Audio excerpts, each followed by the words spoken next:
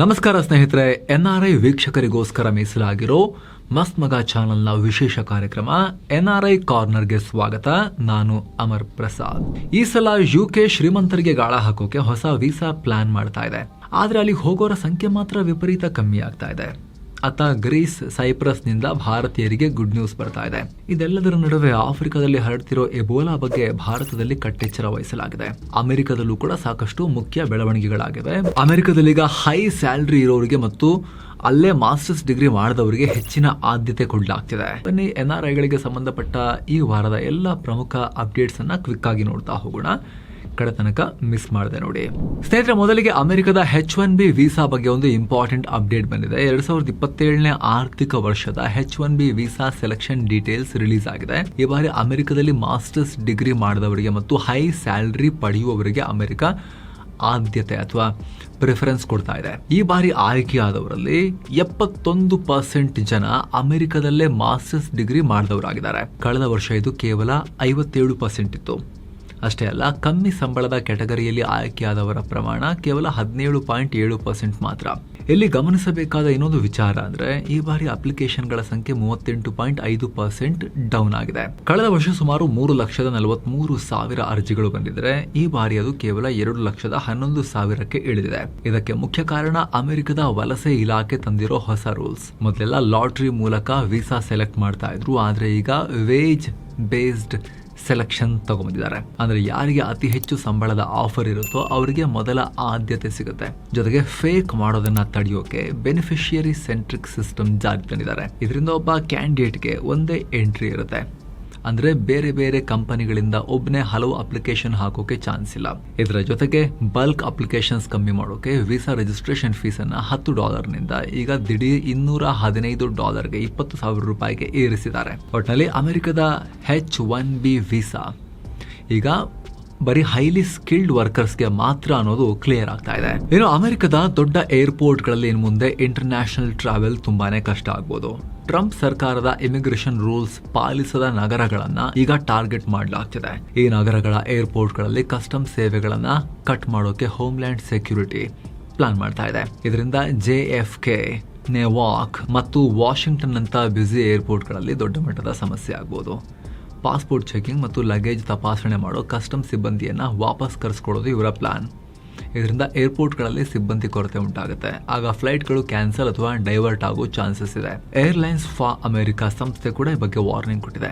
ಈ ಕಡಿತದಿಂದ ಏರ್ಲೈನ್ಸ್ ಹಾಗೂ ಟೂರಿಸಂ ಇಂಡಸ್ಟ್ರಿಗೆ ಭಾರಿ ಪೆಟ್ಟು ಬೀಳುತ್ತೆ ಅಂತ ಹೇಳಿದೆ. ವಿದೇಶಿ ಶ್ರೀಮಂತರಿಗೆ ಗಾಳ ಹಾಕೋಕೆ ಬ್ರಿಟನ್ ಸರ್ಕಾರ ಈಗ ಇನ್ವೈಟ್ ಓನ್ಲಿ ಅನ್ನೋ ಹೊಸ ಇನ್ವೆಸ್ಟರ್ ವೀಸಾ ತರೋಕೆ ಮುಂದಾಗಿದೆ. ಬ್ಲೂಮ್ಬರ್ಗ್ ರಿಪೋರ್ಟ್ ಪ್ರಕಾರ ಬ್ರಿಟನ್ ಸರ್ಕಾರ ಗುರುತಿಸಿರುವ ಪ್ರಮುಖ ಕ್ಷೇತ್ರಗಳಲ್ಲಿ £5 ಮಿಲಿಯನ್ ಅಂದ್ರೆ ಸುಮಾರು $64.6 ಕೋಟಿ ಹೂಡಿಕೆ ಮಾಡೋರಿಗೆ ಅವಕಾಶ ಸಿಗುತ್ತೆ. ಹೀಗೆ ಹೂಡಿಕೆ ಮಾಡಿದ್ರೆ 3 ವರ್ಷಗಳ UK ರೆಸಿಡೆನ್ಸಿ ಪರ್ಮಿಟ್ ಸಿಗುತ್ತೆ. ಜೊತೆಗೆ ಮುಂದೆ ಪರ್ಮನೆಂಟ್ ರೆಸಿಡೆನ್ಸಿ ಪಡೆಯೋಕ್ಕೂ ದಾರಿ ಓಪನ್ ಆಗುತ್ತೆ. ಆದರೆ ಎಲ್ಲರ ತರ ರ್ಯಾಂಡಮ್ ಆಗಿ ಅಪ್ಲೈ ಮಾಡೋಕ್ಕಾಗಲ್ಲ. ಬ್ರಿಟನ್ ಸರ್ಕಾರವೇ ಈ ಶ್ರೀಮಂತರನ್ನ ಹುಡುಕಿ ಬನ್ನಿ ಹೂಡಿಕೆ ಮಾಡಿ ಅಂತ ಇನ್ವಿಟೇಷನ್ ಕೊಡುತ್ತೆ. ಅದೇ ಕಾರಣಕ್ಕೆ ಇದನ್ನ ಇನ್ವೈಟ್ ಓನ್ಲಿ ವೀಸಾ ಅಂತ ಹೆಸರಿಟ್ಟಿರೋದು. ಹಿಂದೆ £2 ಮಿಲಿಯನ್ ಇನ್ವೆಸ್ಟ್ ಮಾಡೋ ಟೈರ್ 1 ವೀಸಾ ಇತ್ತು, ಆದ್ರೆ ಅದು ಮಿಸ್ಯೂಸ್ ಆಗ್ತಿದೆ ಅಂತ ಹೇಳಿ 2022ರಲ್ಲಿ ಬ್ಯಾನ್ ಮಾಡಿದ್ರು. ಈಗ ತರ್ತಾ ಇರೋ ಈ ಹೊಸ ಸಿಸ್ಟಮ್ ತುಂಬಾನೇ ಸ್ಟ್ರಿಕ್ಟ್ ಆಗಿರುತ್ತೆ. ಸೆಲೆಕ್ಟ್ ಆದವರ ಹಿಸ್ಟ್ರಿಯನ್ನ ಪಕ್ಕಾ ವೆರಿಫೈ ಮಾಡ್ತಾರೆ. ವೀಸಾ ಯಾರಿಗೆ ಕೊಡಬೇಕು ಅನ್ನೋ ಕಂಟ್ರೋಲ್ ಪೂರ್ತಿ ಸರ್ಕಾರದ ಕೈಯಲ್ಲಿ ಇಟ್ಕೊಂಡಿರ್ತಾರೆ. ಆದ್ರೆ UKಗೆ ವಲಸೆ ಹೋಗ್ತಿರೋರ ಸಂಖ್ಯೆ ಸಿಕ್ಕಾಪಟ್ಟೆ ಡ್ರಾಪ್ ಆಗ್ತಿರೋ ಸುದ್ದಿ ಇದೆ. UKಯ ಆಫೀಸ್ ಫಾರ್ ನ್ಯಾಷನಲ್ ಸ್ಟ್ಯಾಟಿಸ್ಟಿಕ್ಸ್ ಕೊಟ್ಟಿರೋ ಡೇಟಾ ನೋಡಿದ್ರೆ 2025ರಲ್ಲಿ UKಗೆ ಹೋದವರ ಸಂಖ್ಯೆ ಬರೀ 1,71,000ಕ್ಕೆ ಇಳಿದಿದೆ. ಅದೇ 2023ರಲ್ಲಿ ಈ ನಂಬರ್ 9 ಲಕ್ಷಕ್ಕೂ ಅಧಿಕ ಇತ್ತು. ಆಮೇಲೆ 2024ರಲ್ಲಿ 3,31,000ಕ್ಕೆ ಇಳಿದಿತ್ತು. 2025ರಲ್ಲಿ ಮತ್ತಷ್ಟು ಕಮ್ಮಿ ಆಗಿದೆ. ಇದಕ್ಕೆ ಮೇನ್ ರೀಸನ್ ಅಂದ್ರೆ UKನಲ್ಲಿ ವೀಸಾ ರೂಲ್ ಸಿಕ್ಕಾಪಟ್ಟೆ ಟೈಟ್ ಆಗಿರೋದು ಮತ್ತು ವಲಸಿಗರಿಗೆ ಮಿನಿಮಮ್ ಸ್ಯಾಲರಿ ಲೆವೆಲ್ ಜಾಸ್ತಿ ಮಾಡಿರೋದು. ಲೈಫ್ ಯಾವಾಗಲೂ ಹೀಗೆ ಅನ್ಸರ್ಟನ್ನೇ. ನೀವೇ ನೋಡ್ತಾ ಇದ್ದೀರಾ, ನೀವು ಫಾರಿನ್ ಅಲ್ಲಿ ಕಷ್ಟಪಟ್ಟು ದುಡಿಯೋದೇ ನಿಮ್ಮ ಫ್ಯಾಮಿಲಿಗೋಸ್ಕರ ಅಲ್ವಾ? ಹೀಗಿರುವಾಗ ನಿಮ್ಮ ಫ್ಯಾಮಿಲಿಗೆ ಫಿನಾನ್ಷಿಯಲ್ ಸೆಕ್ಯೂರಿಟಿ ಇರಲೇಬೇಕಲ್ವಾ ಸ್ನೇಹಿತರೆ? ನಿಮ್ಗೆಲ್ರಿಗೂ ಗೊತ್ತು, ವಿದೇಶದಲ್ಲಿ ದುಡಿತಾ ಇದ್ದೀರಿ ಅಂತ ಹೇಳಿದ್ರೆ ನಿಮಗೆಲ್ರಿಗೂ ಕೂಡ ಟರ್ಮ್ ಇನ್ಶೂರೆನ್ಸ್ನ ಮಹತ್ವ ಗೊತ್ತೇ ಇರುತ್ತೆ. ಬೇಸಿಕ್ ಅಂತ ಹೇಳಿ ಅದು. ಭಾರತದ ಟರ್ಮ್ ಇನ್ಶೂರೆನ್ಸ್ ಇನ್ನೂ ಅಟ್ರಾಕ್ಟಿವ್ ಆಗಿ ನಿಮಗೆ ಯೂಸ್ ಆಗ್ಬೋದು. ಅಮೆರಿಕ, UAE ಅಥವಾ ಸಿಂಗಪುರ್ಗೆ ಕಂಪೇರ್ ಮಾಡಿದ್ರೆ ಭಾರತದಲ್ಲಿ ಪ್ರೀಮಿಯಂ 50% ಕಮ್ಮಿ ಇರುತ್ತೆ. ತಿಂಗಳಿಗೆ ಕೇವಲ ₹679 ಶುರುವಾಗುತ್ತೆ. ಯಂಗ್ ಏಜಲ್ಲಿ ಕಮ್ಮಿ ಇರುತ್ತೆ, ಏಜ್ ಆದಂಗೂ ಜಾಸ್ತಿ ಆಗ್ತಾ ಹೋಗುತ್ತೆ. ಇದೊಂದು ಪ್ಯೂರ್ ಪ್ರೊಟೆಕ್ಷನ್ ಪ್ಲಾನ್. ಏನಾದರೂ ಹೆಚ್ಚು ಕಮ್ಮಿಯಾಗಿ ದುಡಿಯೋ ವ್ಯಕ್ತಿಯನ್ನ ಫ್ಯಾಮಿಲಿ ಕಳ್ಕೊಂಡ್ಬಿಟ್ರೆ, ಅವರಿಲ್ಲ ಅಂತಾದರೆ ಫ್ಯಾಮಿಲಿಗೆ 5 ಕೋಟಿ ರೂಪಾಯಿವರೆಗೂ ಲೈಫ್ ಕವರ್ ಸಿಗುತ್ತೆ. ಫಾರಿನ್ ಕಂಪನಿಗಳಲ್ಲಿ ಸಿಗದ 99 ಇಯರ್ಸ್ ವರೆಗಿನ ಕವರೇಜ್ ಕೂಡ ನಿಮಗೆ ಸಿಗುತ್ತೆ ಭಾರತದ ಪ್ಲಾನ್ಗಳಲ್ಲಿ. ಪ್ರಾಸೆಸ್ ಕೂಡ ಫುಲ್ ಸಿಂಪಲ್. ವಿಡಿಯೋ ಕಾಲ್ನಲ್ಲೇ ಮೆಡಿಕಲ್ಸ್ನ ಅವರು ಅರೇಂಜ್ ಮಾಡ್ತಾರೆ. ಗ್ಲೋಬಲ್ ಲೆವೆಲ್ನಲ್ಲಿ ಫ್ರೀಯಾಗಿ ಟೆಸ್ಟ್ ಮಾಡಿಸ್ತಾರೆ. ಟಾಪ್ ಕಂಪನಿಗಳು 99% ಕ್ಲೇಮ್ ಸೆಟಲ್ಮೆಂಟ್ ರೇಷಿಯೋ ಹೊಂದಿದ್ದು, ಕ್ಲೇಮ್ ದುಡ್ಡು ನೇರವಾಗಿ ನಿಮ್ಮ NRE ಅಕೌಂಟ್ಗೆ ಟ್ಯಾಕ್ಸ್ ಫ್ರೀಯಾಗಿ ಬರುತ್ತೆ. ನೀವು ಭಾರತಕ್ಕೆ ಬರೋ ಅವಶ್ಯಕತೆ ಕೂಡ ಇಲ್ಲ ಮಾಡ್ಸೋಕ್ಕೆ. ಡೆಡಿಕೇಟೆಡ್ ಮ್ಯಾನೇಜರ್ ಎಲ್ಲವನ್ನ ಫ್ರೀಯಾಗಿ ನೋಡ್ಕೊಳ್ತಾರೆ. ಆನ್ಯುವಲ್ ಪೇಮೆಂಟ್ ಮಾಡಿದ್ರೆ 5% ಡಿಸ್ಕೌಂಟ್ ಕೂಡ ಸಿಗುತ್ತೆ. ಇವತ್ತಿನ ಕಾಲದಲ್ಲಿ ಟರ್ಮ್ ಇನ್ಶೂರೆನ್ಸ್ ಆಪ್ಷನ್ ಅಲ್ಲ, ಅದೊಂದು ಮ್ಯಾಂಡೇಟರಿ ಟೂಲ್, ಅದು ಪ್ರೊಟೆಕ್ಷನ್ ಪ್ಲಾನ್ ಅದು. ಸೊ ಯಾರೆಲ್ಲ ಇನ್ನೂ ಮಾಡಿಸಿಲ್ಲ, ಮಾಡಿಸೋ ಉದ್ದೇಶ ನಿಮಗಿದ್ರೆ ವಿಡಿಯೋ ಕೆಳಗಡೆ ಡಿಸ್ಕ್ರಿಪ್ಷನ್ ಮತ್ತು ಪಿನ್ ಮಾಡಿರೋ ಕಾಮೆಂಟ್ನಲ್ಲಿ ಲಿಂಕ್ ಇದೆ. ಭಾರತದ ಎಲ್ಲ ಟಾಪ್ ಪ್ರೊವೈಡರ್ಗಳ ಪ್ಲಾನ್ಗಳನ್ನು ಕಂಪೇರ್ ಮಾಡಿ ನೀವು ಬೆಸ್ಟ್ ಪ್ಲಾನ್ಗೆ ಅಪ್ಲೈ ಮಾಡ್ಬೋದು. ಆಸಕ್ತರು ಮಿಸ್ ಇಲ್ಲದೆ ಚೆಕ್ ಮಾಡಿ ಬನ್ನಿ. ಕಂಟಿನ್ಯೂ ಮಾಡೋಣ ಸ್ನೇಹಿತರೆ. NRI ಕಾರ್ನರ್ನಲ್ಲಿ ಗ್ಲೋಬಲ್ ಟ್ಯಾಲೆಂಟ್ಸ್ ಹಾಗೂ ಇನ್ವೆಸ್ಟರ್ಗಳನ್ನು ಅಟ್ರಾಕ್ಟ್ ಮಾಡೋಕೆ UAE ಈಗ ಫೋಕಸ್ ಮಾಡ್ತಾ ಇದೆ. ದುಬೈನ directorate of identity and foreigners affairs release ಮಾಡಿರೋ ಡೇಟಾ ಪ್ರಕಾರ 2021ರಿಂದ ಇಲ್ಲಿ ತನಕ ಸ್ಕಿಲ್ಡ್ ಪ್ರೊಫೆಷನಲ್ಸ್ ಫ್ಯಾಮಿಲಿಗಳಿಗೆ ಬರೋಬ್ಬರಿ 1,67,124 ಗೋಲ್ಡನ್ ವೀಸಾಗಳನ್ನು ಕೊಡಲಾಗಿದೆ. ಇದರೊಂದಿಗೆ ರಿಯಲ್ ಎಸ್ಟೇಟ್ ಇನ್ವೆಸ್ಟರ್ಸ್ ಫ್ಯಾಮಿಲಿಗೆ 1,286, ಸೈಂಟಿಸ್ಟ್ಗಳು ಮತ್ತು ಸ್ಪೆಷಲಿಸ್ಟ್ಗಳ ಫ್ಯಾಮಿಲಿಗೆ 37,022 ವೀಸಾಗಳು ಸಿಕ್ಕಿವೆ. ಹಾಗೂ ಹೂಡಿಕೆದಾರರನ್ನ ಮತ್ತು ರಿಟೈರ್ ಆದವರ ಫ್ಯಾಮಿಲಿಗೆ 3,529 ರೆಸಿಡೆನ್ಸಿ ಪರ್ಮಿಟ್ಗಳು ಸಿಕ್ಕಿವೆ. ಇತ್ತ ನ್ಯೂಜಿಲೆಂಡ್ ಈಗ ತನ್ನ ವೀಸಾ ಪ್ರೋಸೆಸ್ ಅನ್ನ ಮತ್ತಷ್ಟು ಈಸಿ ಮಾಡೋಕೆ ಹೊರಟಿದೆ.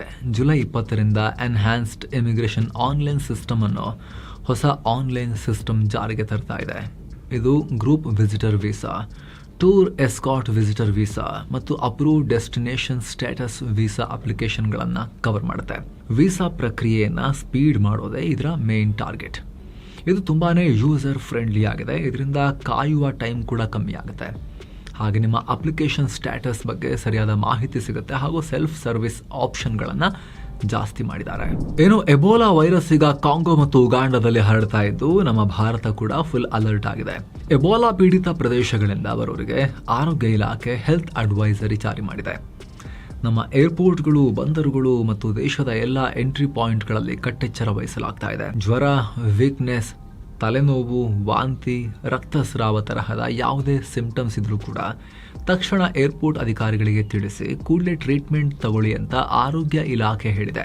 ಅಲ್ಲದೆ ಸೋಂಕಿತ ವ್ಯಕ್ತಿಯೊಂದಿಗೆ ಡೈರೆಕ್ಟ್ ಕಾಂಟ್ಯಾಕ್ಟ್ನಲ್ಲಿ ಇದ್ದವರು ಇಮಿಗ್ರೇಷನ್ ಕ್ಲಿಯರೆನ್ಸ್ಗೂ ಮುಂಚೆನೆ ಏರ್ಪೋರ್ಟ್ ಹೆಲ್ತ್ ಡೆಸ್ಕ್ಗೆ ಇನ್ಫಾರ್ಮ್ ಮಾಡಬೇಕು ಅಂತ ಸೂಚಿಸಲಾಗಿದೆ. ಏನೋ ಸೌದಿಯಲ್ಲಿ ಉಮ್ರಾ ಯಾತ್ರೆಯ ವೀಸಾ ಸೇವೆಗಳು ಮತ್ತೆ ಸ್ಟಾರ್ಟ್ ಆಗಿವೆ. ಬರುವ ಮೇ 30ರಿಂದಲೇ ಉಮ್ರಾ ಸೇವೆ ವಿತರಣೆ ಶುರುವಾಗುತ್ತೆ ಅಂತ ಹಜ್ ಮತ್ತು ಉಮ್ರಾ ಇಲಾಖೆ ಹೇಳಿದೆ. ಉಮ್ರಾ ವೀಸಾಗೆ ಅಪ್ಲೈ ಮಾಡೋಕೆ 2027ರ ಮಾರ್ಚ್ 9 ಲಾಸ್ಟ್ ಡೇಟ್. ಜೂನ್ 1ರಿಂದ ಯಾತ್ರಿಕರು ಮೆಕ್ಕಾಗೆ ಎಂಟ್ರಿ ಕೊಡ್ಬೋದು. ಆದರೆ ಅದಕ್ಕೂ ಮುನ್ನ ನೋಸುಕ್ ಆ್ಯಪ್ ಮೂಲಕ ಪರ್ಮಿಟ್ ಪಡ್ಕೊಳ್ಳಿ ಅಂತ ಸೂಚಿಸಲಾಗಿದೆ. ಇದರೊಂದಿಗೆ 2026-27ನೇ ವರ್ಷದ ಉಮ್ರಾ ಯಾತ್ರೆ ಕ್ಯಾಲೆಂಡರ್ ಕೂಡ ರಿಲೀಸ್ ಆಗಿದೆ. ಇನ್ನು ಆಸ್ಟ್ರೇಲಿಯಾ ತನ್ನ PR ಪರ್ಮನೆಂಟ್ ರೆಸಿಡೆನ್ಸಿ ಕೋಟಾವನ್ನು 2026-27ರ ವರ್ಷಕ್ಕೂ ಕೂಡ ಸೇಮ್ ಆಗಿ ಉಳಿಸ್ಕೊಂಡಿದೆ. ಅಂದರೆ ಕಳೆದ ವರ್ಷದ ಹಾಗೆ ಈ ವರ್ಷವು 1.85 ಲಕ್ಷ PR ಕೊಡೋಕೆ ಡಿಸೈಡ್ ಮಾಡಿದೆ. ಆದರೆ ಪ್ರಯಾರಿಟಿಯಲ್ಲಿ ಸ್ವಲ್ಪ ಚೇಂಜಸ್ ಮಾಡಿದೆ.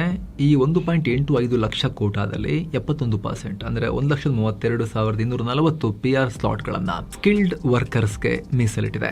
52,460 ಸ್ಲಾಟ್ಗಳನ್ನು ಫ್ಯಾಮಿಲಿ ವೀಸಾಗಳಿಗೆ ರಿಸರ್ವ್ ಮಾಡಲಾಗಿದೆ.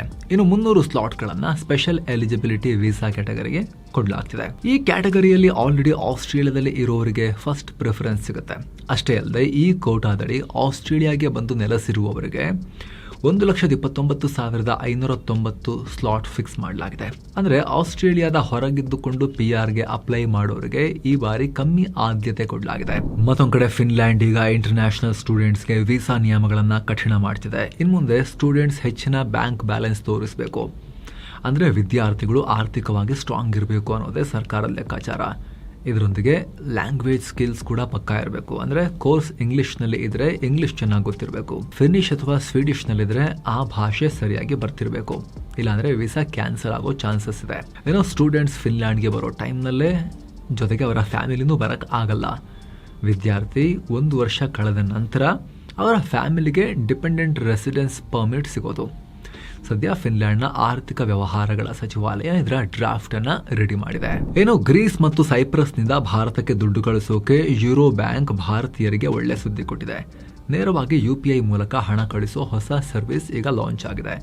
ಇದ್ರ ಬಗ್ಗೆ ಯೂರೋ ಬ್ಯಾಂಕ್ನ CEO ಫೋಕಿಯಾನ್ ಖರಾವಿಯಸ್ ಹೇಳಿಕೆ ಕೊಟ್ಟಿದ್ದಾರೆ. ಇದನ್ನ ಬಳಸಿಕೊಂಡು ಆನ್ ದ ಸ್ಪಾಟ್ ಭಾರತಕ್ಕೆ ದುಡ್ಡನ್ನು ಕಳಿಸಬಹುದು. ಜೊತೆಗೆ ಟ್ರಾನ್ಸಾಕ್ಷನ್ ಖರ್ಚು ಕೂಡ ತುಂಬಾ ಕಮ್ಮಿ. National payments corporation of India ಜೊತೆ ಸೇರಿ ಇದನ್ನ ಲಾಂಚ್ ಮಾಡಲಾಗಿದೆ. ಆಲ್ರೆಡಿ ಗ್ರೀಸ್ನಲ್ಲಿ ಈ ಸರ್ವಿಸ್ ಶುರುವಾಗಿದ್ದು ಆದಷ್ಟು ಬೇಗ ಸೈಪ್ರಸ್ನಲ್ಲೂ ಶುರುವಾಗುತ್ತೆ. ಇಡೀ ಯುರೋಪ್ನಲ್ಲಿ UPI ಮೂಲಕ ಭಾರತಕ್ಕೆ ರೆಮಿಟೆನ್ಸ್ ಕಳಿಸೋ ಸಿಸ್ಟಮ್ ತಂದಿರೋ ಮೊದಲ ಬ್ಯಾಂಕ್ ಯೂರೋ ಬ್ಯಾಂಕ್. ಏನು US news and world report release ಮಾಡಿರೋ 2026ರ ಬೆಸ್ಟ್ ಕಂಟ್ರೀಸ್ ಲಿಸ್ಟ್ ನಲ್ಲಿ ಸ್ವಿಟ್ಜರ್ಲ್ಯಾಂಡ್ ಮೊದಲ ಸ್ಥಾನ ಪಡೆದಿದೆ. 2ನೇ ಪ್ಲೇಸ್ ನಲ್ಲಿ ಡೆನ್ಮಾರ್ಕ್ ಇದ್ರೆ 3ನೇ ಪ್ಲೇಸ್ ನಲ್ಲಿ ಸ್ವೀಡನ್ ಇದೆ. ಇನ್ನು ಭಾರತ ಈ ಲಿಸ್ಟ್ ನಲ್ಲಿ 63ನೇ ಸ್ಥಾನದಲ್ಲಿದೆ. ಆಯಾ ದೇಶಗಳ ಆಡಳಿತ, ಆರ್ಥಿಕ ಬೆಳವಣಿಗೆ, ಇನ್ಫ್ರಾಸ್ಟ್ರಕ್ಚರ್, ಹೆಲ್ತ್ ಕೇರ್ ಎಲ್ಲವನ್ನ ಲೆಕ್ಕ ಹಾಕಿ ಈ ಟಾಪ್ ಲಿಸ್ಟ್ ಅನ್ನ ರೆಡಿ ಮಾಡಲಾಗಿದೆ. ಏನೋ ಥಾಯ್ಲೆಂಡ್ಗೆ ಪ್ರವಾಸ ಹೋಗಬೇಕು ಅನ್ಕೊಂಡಿರೋರಿಗೆ ಒಂದು ಸ್ವಲ್ಪ ಅಷ್ಟೊಂದು ಖುಷಿ ಕೊಡದೇ ಇರೋ ಸುದ್ದಿ ಇದು. 93 ದೇಶಗಳಿಗೆ ನೀಡಿದ್ದ ವೀಸಾ ಫ್ರೀ ಎಂಟ್ರಿ ಅವಧಿಯನ್ನು ಈಗ ಬರೀ 30 ದಿನಗಳಿಗೆ ಇಳಿಸಲಾಗಿದೆ. ಮೊದಲು 60 ದಿನಗಳ ಕಾಲಾವಕಾಶ ಇತ್ತು. ಆದ್ರೀಗ ಥಾಯ್ಲೆಂಡ್ ಕ್ಯಾಬಿನೆಟ್ ಆ ಹಳೆ ನಿಯಮ ಕ್ಯಾನ್ಸಲ್ ಮಾಡಿ ಹೊಸ ನಿರ್ಧಾರ ಕೈಗೊಂಡಿದೆ. ಈ ರೂಲ್ಸ್ ಭಾರತ ಸೇರಿ 92 ರಾಷ್ಟ್ರಗಳಿಗೆ ಅನ್ವಯ ಆಗುತ್ತೆ. ವಿದೇಶಿಗರು ಅಕ್ರಮ ಬಿಸಿನೆಸ್, ಆನ್ಲೈನ್ ಸ್ಕ್ಯಾಮ್, ನಶಾ ದಂಧೆ ಇತರ ಇಲ್ಲಿಗಲ್ ಚಟುವಟಿಕೆಗಳಲ್ಲಿ ಪಾಲ್ಗೊಳ್ಳುತ್ತಿದ್ದಾರೆ ಅನ್ನೋ ಆರೋಪದ ಮೇಲೆ ಕಠಿಣ ನಿರ್ಧಾರ ತಗೊಂಡಿದೆ. ಸೊ ಫ್ರೆಂಡ್ಸ್, ಇದಾಗಿತ್ತು ಈ ವಾರದ NRI ಕಾರ್ನರ್. ಹಾಗೆ ಸ್ನೇಹಿತರೆ, ಒಂದು ಕ್ವಿಕ್ ರಿಮೈಂಡರ್, ಆಗಲೇ ಹೇಳಿದ NRI specific term insurance plans link video ಕೆಳಗಡೆ ಡಿಸ್ಕ್ರಿಪ್ಷನ್ ಮತ್ತು ಪಿನ್ ಮಾಡಿರೋ ಕಾಮೆಂಟ್ನಲ್ಲಿದೆ. ಯಾರಿಗೆಲ್ಲ ಅವಶ್ಯಕತೆ ಇದೆ ಅವ್ರು ಚೆಕ್ ಮಾಡಿಕೊಂಡು ಯೂಸ್ ಮಾಡ್ಕೋಬಹುದು.